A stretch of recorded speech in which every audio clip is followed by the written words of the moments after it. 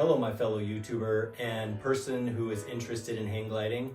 Welcome to Gone Gliding. My name is Jason, and this is video number 2 in a 5-part series of videos to help you prepare for the Hang 2 written test that is administered by the United States Hang Gliding and Paragliding Association, or USHPA.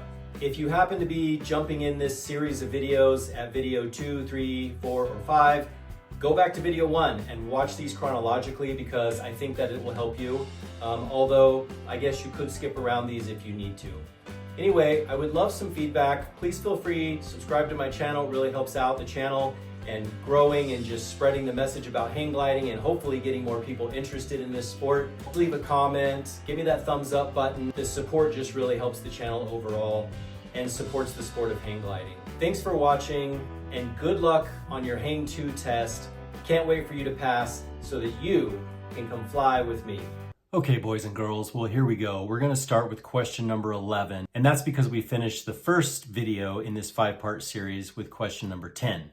So I'll just keep the numbering system going on from there because I know that eventually these videos are gonna have been on the internet for a while, so you're probably just gonna be watching all 5 of these videos preparing for your Hang 2 test. So that's how the numbering system will continue. So question 11, in order to turn your glider correctly when you're approaching the desired bank angle, but before you actually reach it, you should move your weight back to the center of the control bar. Okay, go ahead and think about how you would answer this question and then pause and then come back in just a second when you're ready to answer it.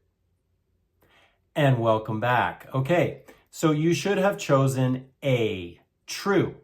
And we can find this on page 68 of the book.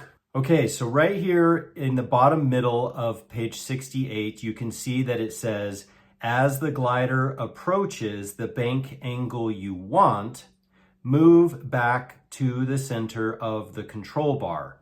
The glider will remain at the bank angle you've set. All right, so we're coming back to the fun little Top Gun model that we used in the first video, and I'll continue to use this. So basically what it's saying is that if you make a roll input, if you continue to hold that roll input, then the glider's gonna keep rolling as far as you keep setting it. So what you should do is, essentially make sure that you're not cross-controlling or anything else when you're in that control frame, but bump your weight to the way you wanna turn.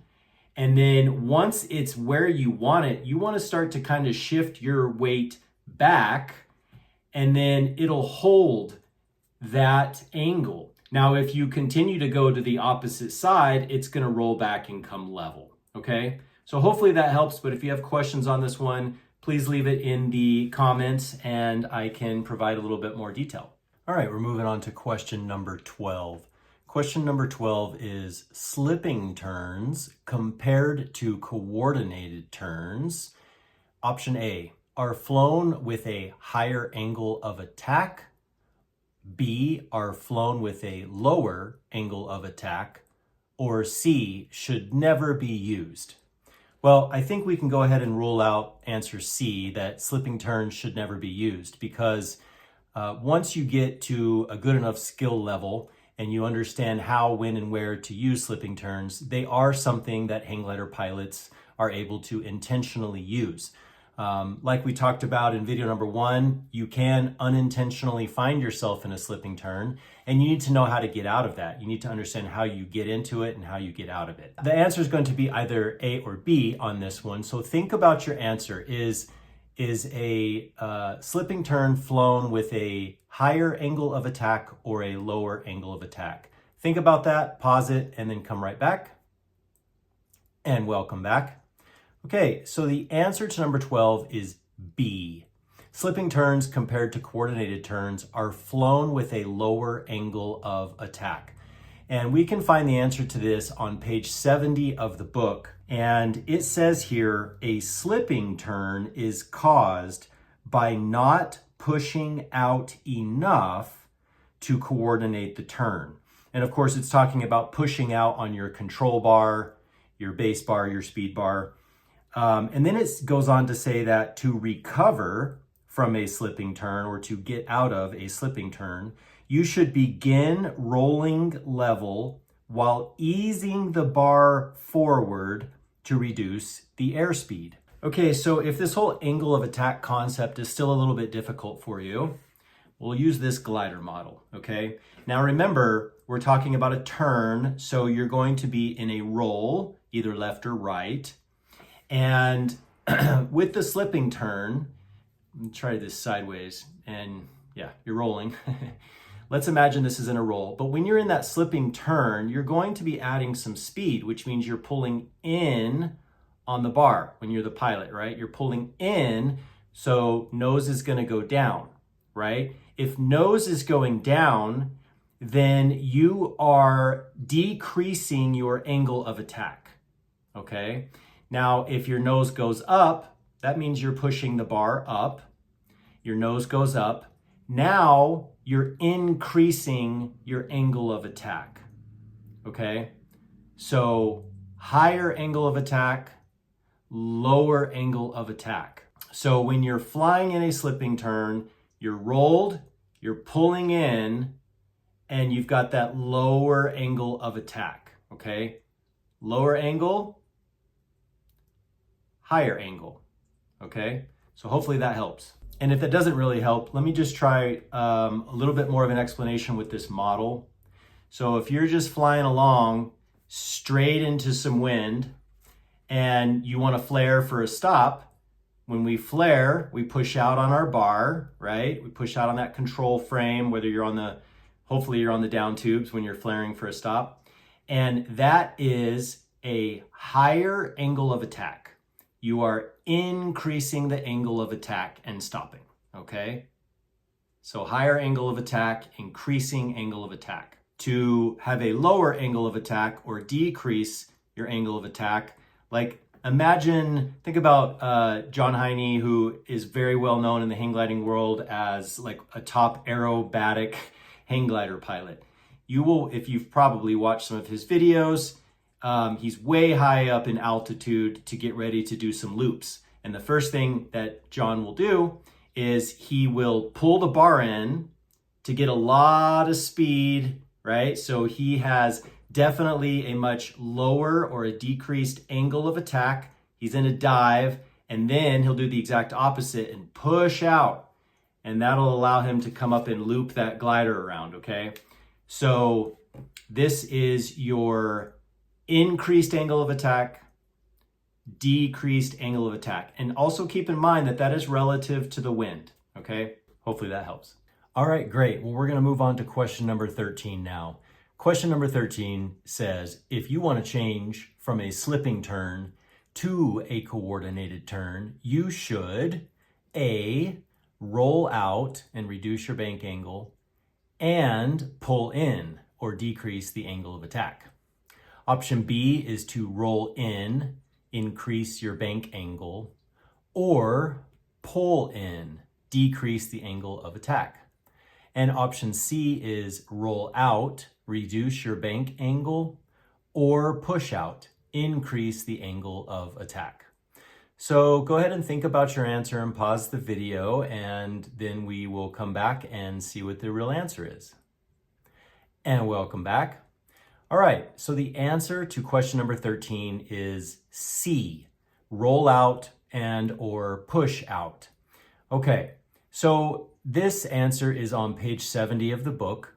And when we look at page 70, I think I actually went over this on question 11 or 12 just now, but it says here, to recover from a slipping turn, you should begin rolling level while easing the bar forward to reduce speed. Okay, so remember, we are in a more steep turn when we're in a slipping turn. And so when it says roll out, it's talking about putting in a roll input that will get you out of that steep bank angle. And so you can turn that slipping turn with a high bank angle into a coordinated turn with a lower bank angle. So if you're flying level and you put in a roll input to start rolling this way, turning this way, and you're in that slipping turn, that means you're rolled and you have a decreased angle of attack so that you're moving faster. You've pulled in on the control bar, you're moving faster. To get out of that, we want to do the exact opposite of where we got ourselves into this situation, right? So instead of pulling in, we're going to push out, which is going to increase our angle of attack. And we're going to roll out, which means roll out of that turn. So we're going to now bump ourselves back more towards level. Now, if we're going into a coordinated turn that is turning in the same direction as that slipping turn, then we're not going to come level, but we might come close to level.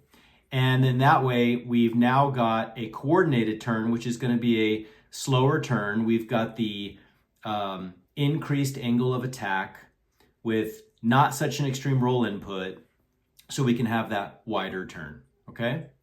Hope that helps. All right, good job on number 13. Let's go to number 14. Question number 14 says, if you increase the angle of attack past the critical angle of attack while maintaining a consistent bank angle, the glider will A, mush through the air while slowing down, B, stall out eventually, C, potentially go into a spin, or D, all of the above. Okay, go ahead and pause and think about your answer and then come right back. And welcome back. Okay, so the answer to question number 14 is D, all of the above. And the reason is because if you increase your angle of attack past the critical angle of attack, you're going to mush through the air and stall out, okay? But the question has another component, which is while maintaining a consistent bank angle, okay? So we're not just increasing the angle of attack past the critical angle of attack. We're doing that while we're in a roll, okay? So that means we can also potentially go into a spin. Now, the answer here is found on a few pages, but let's start with page 70 again.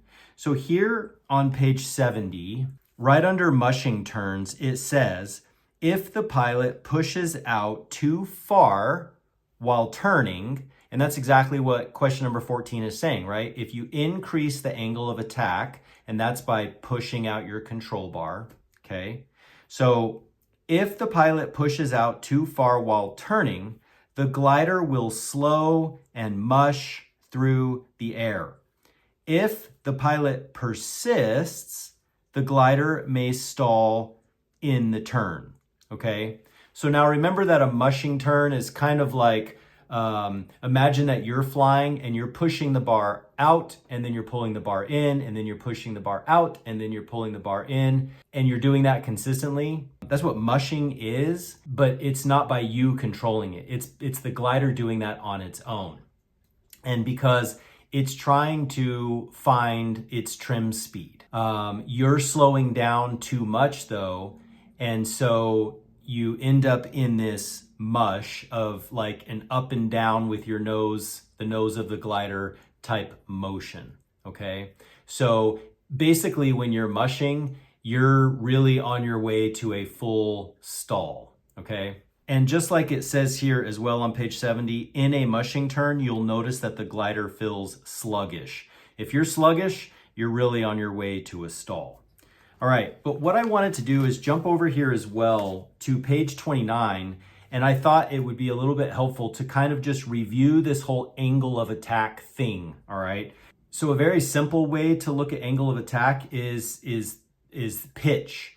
Pitch and angle of attack, very, very similar, almost the exact same thing in a lot of ways, especially at the Hang 2 level. So if you're a Hang 3 and above watching this, don't come at me too hard on this, trying to explain this to brand new, potentially brand new Hang 2 pilots. But your angle of attack is talking about the direction the nose of your glider is pointed relative to the relative wind, right? Which is the wind that you're making. It's not that you have a headwind or a tailwind or a crosswind.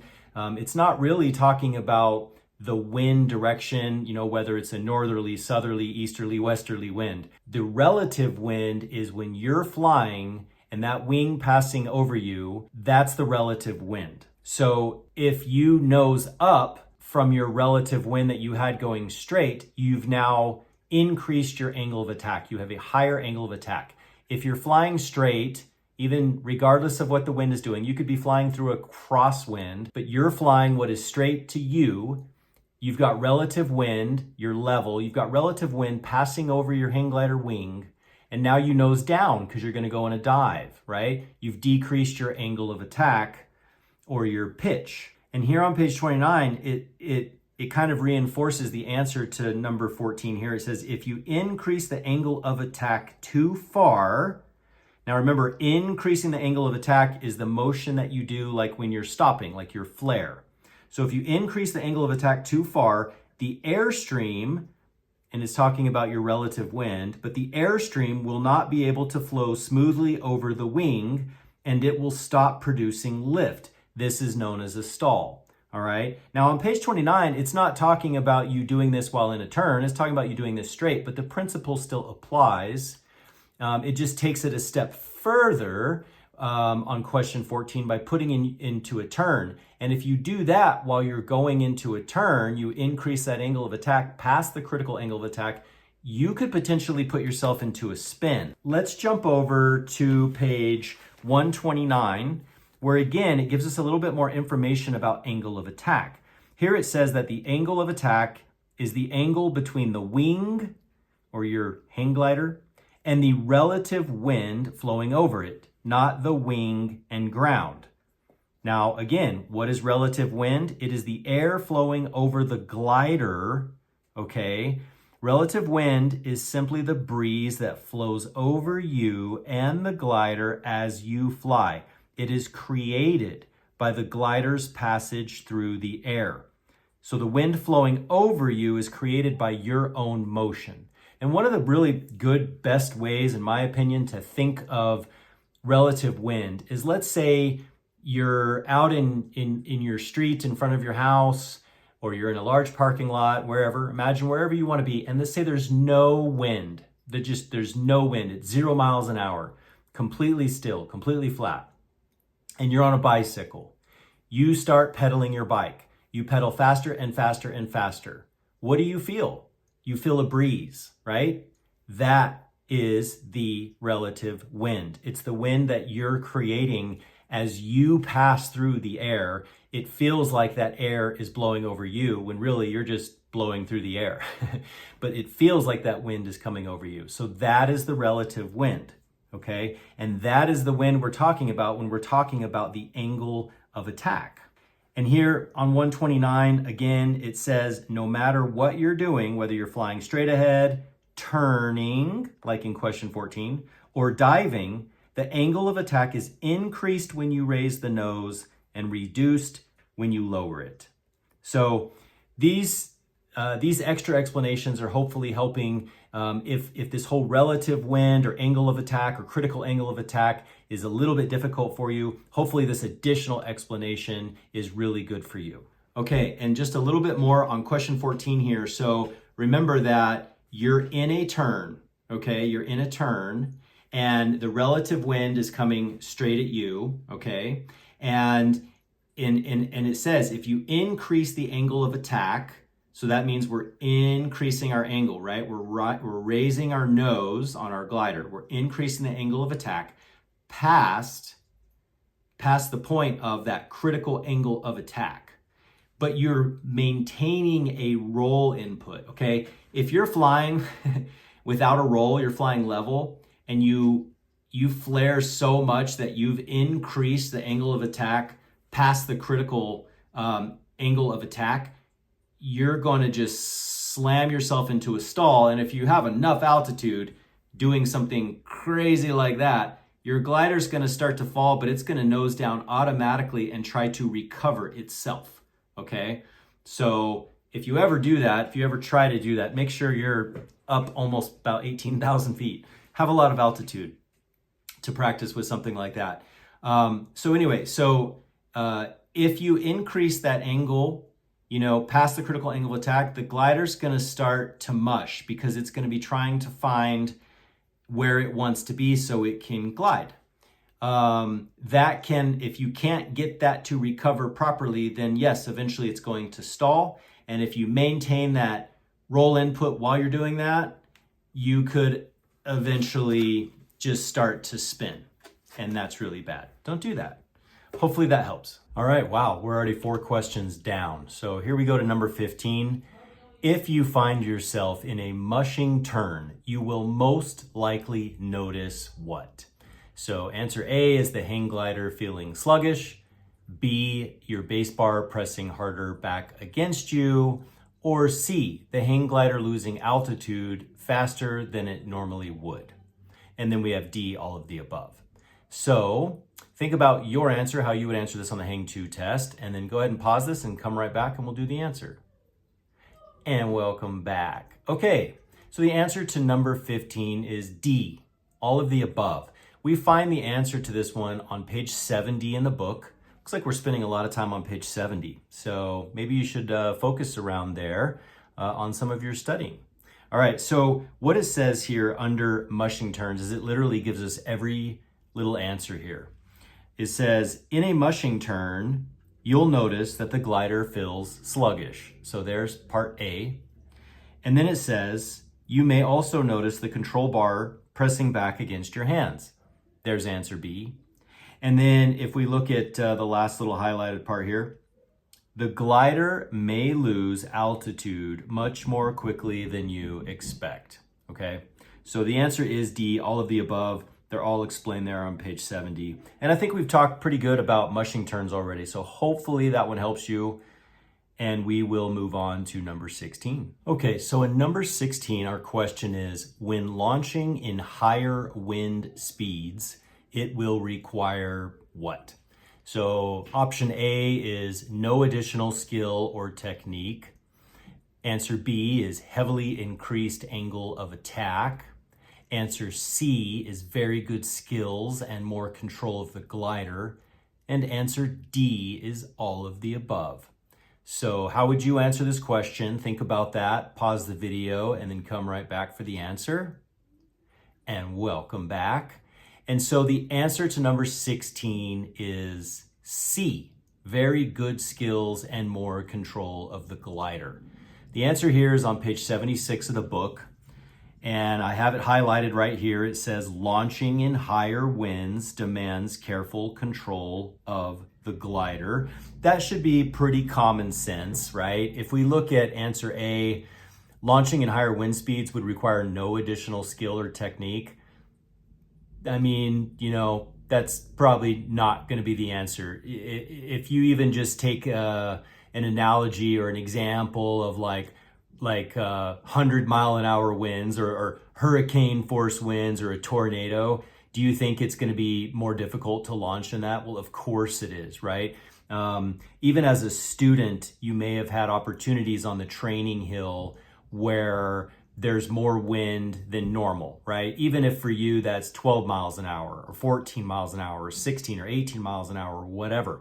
You notice when the glider starts to pick up and you can actually do some kiting of the glider as the wind speeds increase, and that takes more skill. Answer B, obviously, if we had a heavily increased angle of attack in higher winds, once you increase your angle of attack in high wind speeds, if you're pointed into the wind, if you've got that headwind coming at you and you bump that nose up to increase that angle of attack, you're going to get lift. You're going to get taken up. And so you need to be ready for that. And so obviously answer D, all of the above would not apply. That leaves us answer C. All right, now we're going to take a look at question number 17, which says, a hang glider that is appropriate for both beginner rated as well as novice rated pilots should be more roll stable. A hang glider that is roll stable will A, attempt rolling back to level flight when in a turn, which requires consistent roll inputs to keep the glider banked. B, automatically hold any bank angle that you've set during the turn without providing any further control inputs. C, automatically increase the banking angle in your turn and require contact inputs to prevent overbanking. Or D, none of the above. Okay, pause the video, think about your answer, and then come on back and we'll see if you got it correct. And welcome back. All right, so the answer to question number 17 is A, attempt rolling back to level flight when in a turn, which requires consistent roll inputs to keep the glider banked. Let's go look at page 71 in the book where we find our answer. And you can see here, it says under roll stability, a glider with high roll stability will try to roll back to level flight during the turn and may require constant roll inputs to keep it banked. And then just an important note, scrolling down a little bit here more on the page, it says most high performance gliders roll more slowly than training or intermediate gliders. Okay, so we're going to use the little model here. Shouldn't take too much of an explanation, but basically think about like, I'm more familiar with Will's Wing hang gliders, but of course think about whatever vendor brand you're flying or you're familiar with or you're using in your training. I have flown the Will's Wing Condor 330, which is a 330 square foot sail. It's a giant glider, thing can float in 2 miles an hour wind. And then I flew the Alpha 235 in all of my training, and I now fly a Will's Wing Falcon 4 195. So these are all single surface gliders, just like this model. And the progression after flying a Falcon would be like flying a Will's Wing Sport 3. You can look at really any brand of hang glider and think about a double surface glider, right? That's going to be your bump up from your single surface gliders. And then you get into your topless gliders that are double surface gliders. And then after that, you're really moving up into like a rigid wing, like an Atos. And so kind of think about things with that progression. So with the Falcon 4 or the Alpha or the Condor, you have a single surface, one sail on top of the glider. And you can see when they fly that they really fill up, like the back part of the wing here on the trailing edge will really kind of puff up and you just see all that wind passing through it. And the way that I've started to look at it now at the point I'm in currently with hang gliding is I look at that as wasted energy.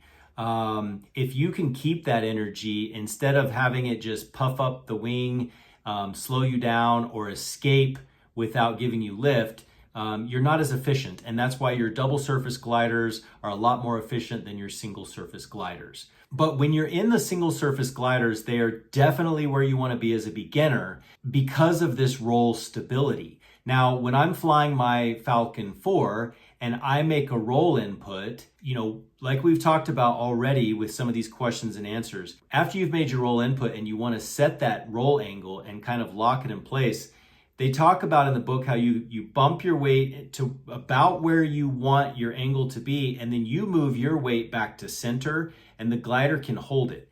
Now, if you do that in a Condor or an Alpha or a Falcon, you'll notice that it'll start to want to come back level. That's just what they do. Same way when you're in that mushing, if you're mushing in your glider, it's trying to fly, right? If you're stalling your glider, it's going to nose down to recover. So these single surface gliders that we fly as Hang 2 pilots when we're beginning our hang gliding career are really great. They're very much designed to keep us as safe as possible. They do their part. We have to do our part.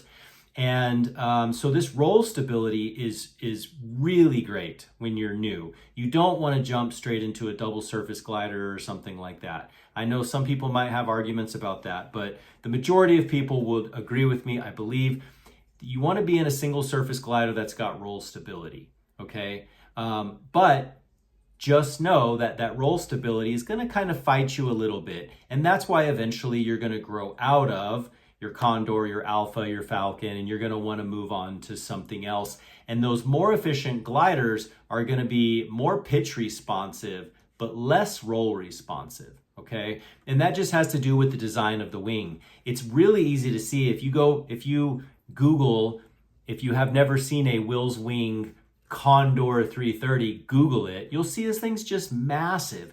And then go look at what an Atos VR rigid wing glider looks like, because they're just a really long, skinny wing. And because of that, when you can look at when you can compare and contrast those two types of gliders, you can see why it would be harder to roll an Atos or even a Sport 3 or a T2C versus a Falcon. Those higher performance gliders are less roll responsive. They're more pitch responsive. So you just always got trade-offs, just like with anything in life. And you've got it here with hang gliding too, is with all the different types of wings. So hopefully that helps you on this one. And make sure that you just really read over this section about roll stability. And I've got confidence that you're not going to miss this one on the test.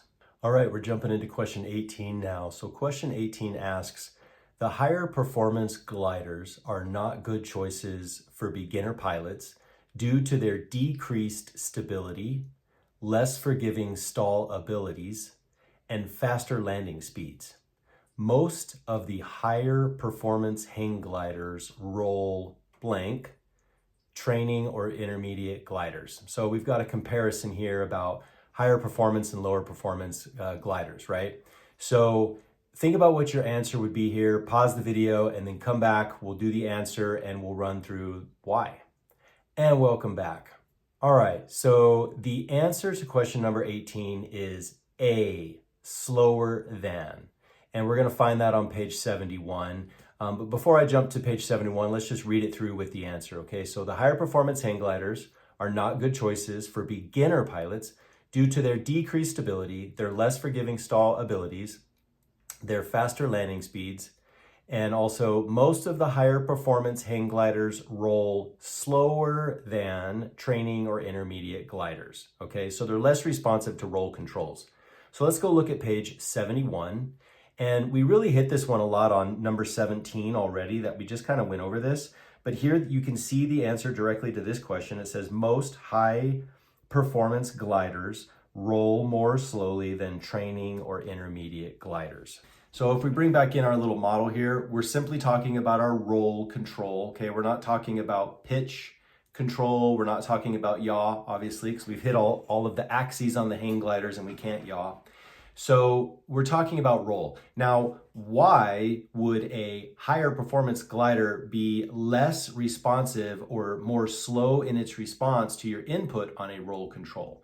Well, if we imagine that this little hang glider right here is a Wheelswing Falcon 4, okay? Or you could think of any other single surface glider from any other vendor, but I have a Falcon 4, so that's what I tend to think of. Okay, so when you look at that wingspan, when you compare a much more higher performance glider like an Atos that has a really long wingspan, you can almost think of like the sailplanes, the glider sailplanes. They have these really long wings, okay? So if you have a shorter wingspan and you put in a roll control, it's going to respond a lot faster. When you add a lot of length to the wings on each side, that's going to take more input to roll more wing. Does that make sense? I hope that helps. Those wings usually are also not as fat here from the nose to the tail. They're not as wide as like a single surface glider's wing. They're much thinner, skinnier. And so they are more pitch responsive, a lot more pitch responsive, a lot less roll responsive, okay? Hopefully those explanations help a little bit on this, as well as some of the photos I threw up during this answer. So we did hit this one on number 17 as well. You've seen the answer in the book. I'm hoping this one helps, but if not, please leave a comment and I can help explain this one a little bit better if needed. All right, we're moving on to question number 19. Once you've experienced flying enough different hang gliders, you'll notice that they will tend to have different lag times in response to your roll inputs. Due to this response delay, you should begin to roll out of a 90-degree turn about halfway to 2/3 of the way before you're aimed toward your intended direction. All right, this is either true or false. So think about how you would answer this question on the Hang 2 test. Pause it and then come on back.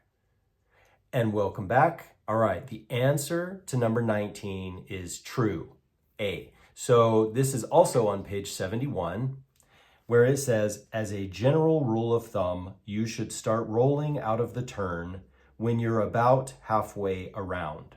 So if you're making a turn of 90 degrees, you should begin rolling level again after you've turned 45 degrees or so.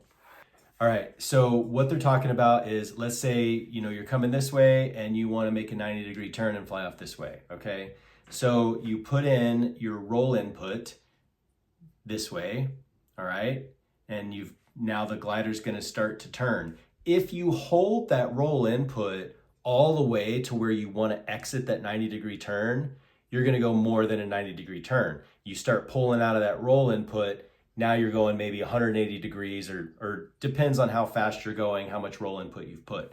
So put in your roll input, okay, this way. You start to turn, you're about 45 degrees of that turn. Move yourself back to center. It's going to hold that angle, and then you're going to have to pull out even a little more for it to level out, and you can fly out at that 90-degree turn. So that's what it's saying.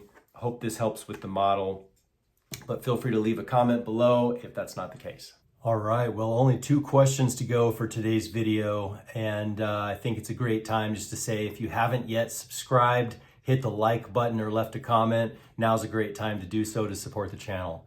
All right, number 20, target fixation is the tendency to fly in the direction where your eyes are focused. To avoid obstacles, you should A, stare directly at obstacles. B, keep your eyes focused where you wish to fly. C, stare at the ground so you always know your altitude. All right, well, I think some common sense is going to dictate this one. If we stare at the ground to always know our altitude, that's a terrible way to fly. We're going to miss looking at a lot of other things.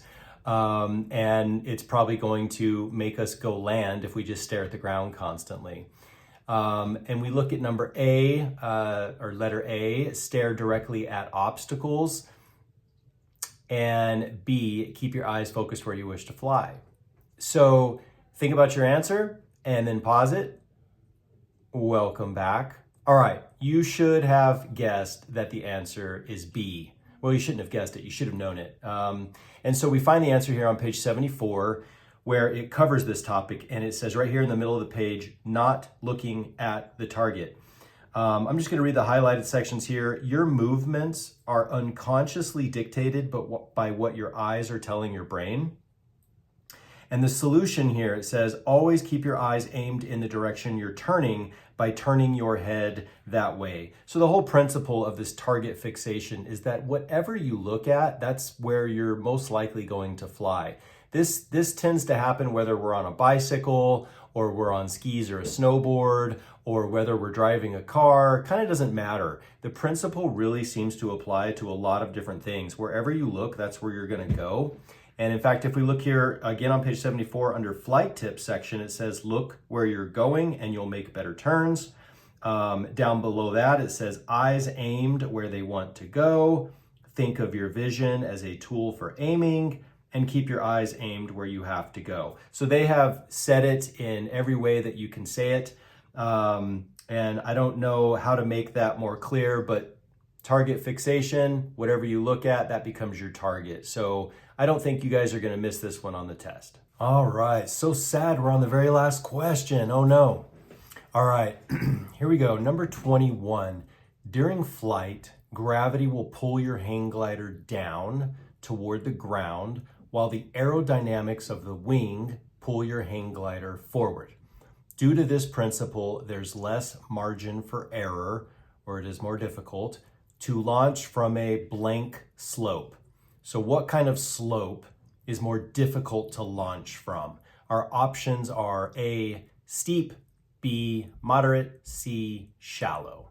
So a steep, moderate, or shallow slope, which one would be more difficult to launch your hang glider from? All right, think about your answer, pause it, and then come back for the answer. And welcome back. All right, the answer to our last question, number 21, is C, shallow. All right, this one might trip some of you up. It actually tripped me up when I was learning about this in the book, but we find the answer here on page 75. And the answer definitely says, right under shallow slope launches, it says, launching from a shallow slope is more difficult than launching from a steeper one. All right, and it says because gravity doesn't give you as much help.